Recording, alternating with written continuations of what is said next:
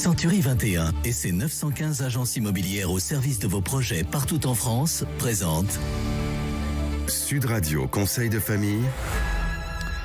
C'est Conseil de famille et ce soir on parle marché financier avec Stéphane Moller qui est avec nous, président de VIA, vous le connaissez bien évidemment, et notre invité Roman Kowalczyk, président, gérant de portefeuille au sein de la société de gestion FI Investment Managers. Bonsoir. Bonsoir Philippe. Bonsoir Philippe.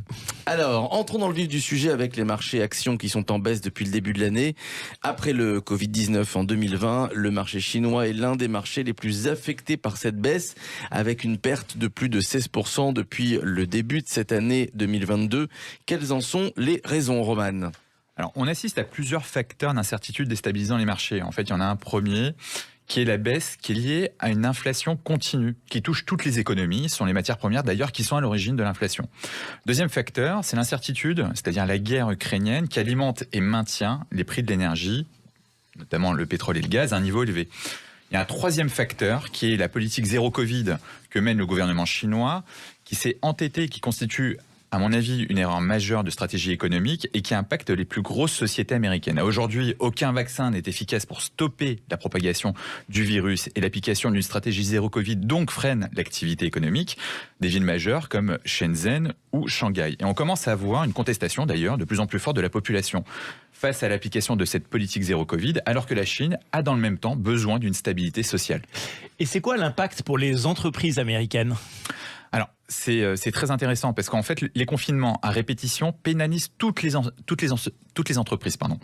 C'est-à-dire les entreprises européennes et notamment américaines. On a notamment Microsoft qui a du mal à produire les Xbox, Apple sur la production des iPhones et Texas Instruments qui intervient sur la production des semi-conducteurs dans l'industrie automobile et des sociétés technologiques. Mais pourtant, la puissance chinoise peut se permettre, Roman, de poursuivre cette stratégie économique. Alors, les Chinois, ils sont globalement pragmatiques. Ils allient le capitalisme et la planification économique. Même si leur politique zéro Covid et l'inflation ébranlent l'économie à court terme, le gouvernement chinois sait s'adapter. C'est pour cette raison d'ailleurs que la Chine s'est rapprochée récemment de la Russie en sécurisant son approvisionnement en énergie, en renforçant le bloc d'échanges commerciaux qui exclut d'ailleurs les États-Unis et l'Europe. Alors c'est quoi la bonne stratégie d'investissement à adopter en ce moment ?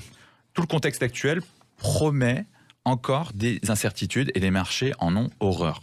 Mais le marché chinois, il est en baisse de plus de 40% depuis les plus hauts qui ont été atteints en 2015. Son niveau de valorisation actuellement, il est attractif. Le ralentissement économique oblige l'État chinois à assouplir ses positions auprès de tous les géants du numérique. Et la politique monétaire de la Banque centrale chinoise devient plus accommodante et ça permet donc de soutenir le système financier chinois. Bref, avoir dans son portefeuille des actions chinoises, c'est-à-dire la deuxième plus grande puissance économique mondiale, prend encore plus de sens aujourd'hui. Mais toujours avec le même mot d'ordre, diversification, diversification, diversification. Merci Roman. Cette chronique, comme toutes les autres, à retrouver sur notre site internet sudradio.fr en podcast. Et puis pour des questions, alors écoutez, Conseil de famille, la chronique conseil-2-famille.com. C'était Sud Radio Conseil de famille. avec Century 21 et ses 915 agences immobilières au service de vos projets partout en France.